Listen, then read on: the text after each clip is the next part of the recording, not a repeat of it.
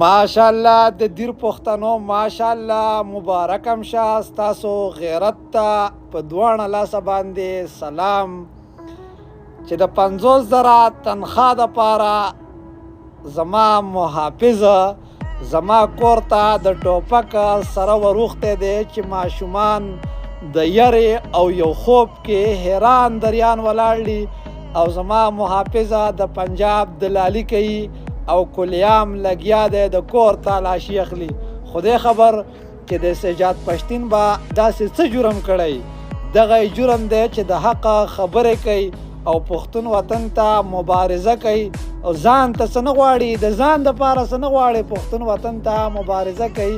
او بیا زمونږ محافظ یا ستا په دې ډیوټۍ دې لعنت شي، یا ستا په دې وردۍ دې لعنت شي، او یا ستا په دې محافظتوب دې لعنت شي. ته دې وطن ته زما د بېعزتۍ له راغلی. بله د شرم خبره دا ده چې زما پښتون یې، زما پښتون ورور یې، د دې خاوره باندې د امن ما سره شریک دی، په دې خاوره باندې د هر څه ما سره شریک دی. او بیا هم د ریاست دلالي کوي د 50,000 روپو دپاره زما د کور عزت په عمل کې بې غیرته گزار کوه. ته دا ټوپک وای نه کوم داسې ډیوټي، نه کوم داسې د ریاست دلالي چې زما د خور مور عزت پکې په عمل نه دی. یا شرمېدلو یا د لګانو څه پیغام دنیا ته ورکوئ چې تاسو زمونږ پولیس والی، زمونږ محافظ یې، زمونږ د ساتنې خلک یې. ډېر بې غیرته وخته پاتې شو، ډېر شرمېدلي وخته پاتې شو. مړه لعنت شه ستاسو په دې ځوانیانو باندې، لعنت شه ستاسو په دې زندګۍ باندې او ستاسو په شانته کې زندګي.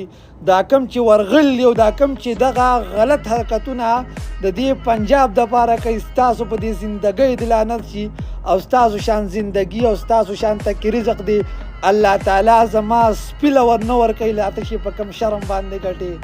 د خور د پلو سودا دې وکړی بې غیرته، د خور د عزت سودا دې وکړه، د مور د عزت سودا دې وکړه. کور ته وروختی د پنجاب دلالي کې څه پیغام دنیا ته ورکوي الله تعالی د کور او نغری وران کا. نشته داسې نران پښتانه، نشته داسې نران پښتانه چې را سرونه ولدی کونې ته کېدی چې ته زما په کور کې څه ګورې، ستا زما په کور کې څه کار دی چې زما کور ته دننه راوختی. د دیر مشرانو په دې خبره باندې اکشن واخلئ. بې غیرتو که تاسو د دې ریاست او د دې پنجاب دلالي نه کوئ، کلیام دا د زمونږ کور ته خلک وراوړي. دا د خال د دیر واقعه ده چې د سجاد پښتین کور ته وروختی او د هغه د کور یې دومره بېعزتي کړله. نشته داسې پښتون داسې ډله خپله خو په ورشو باندې یو بل ته تکړه دی، یو بل سرونه شیندئ او دلته کلیام سړی راځي او زما کور ته وراوړي د وردۍ او د ټوپک سره. په تاسو کې د غیرت داسې څوک نشته چې راپاڅئ په دې باندې غیرت وکړئ. شرمېدلو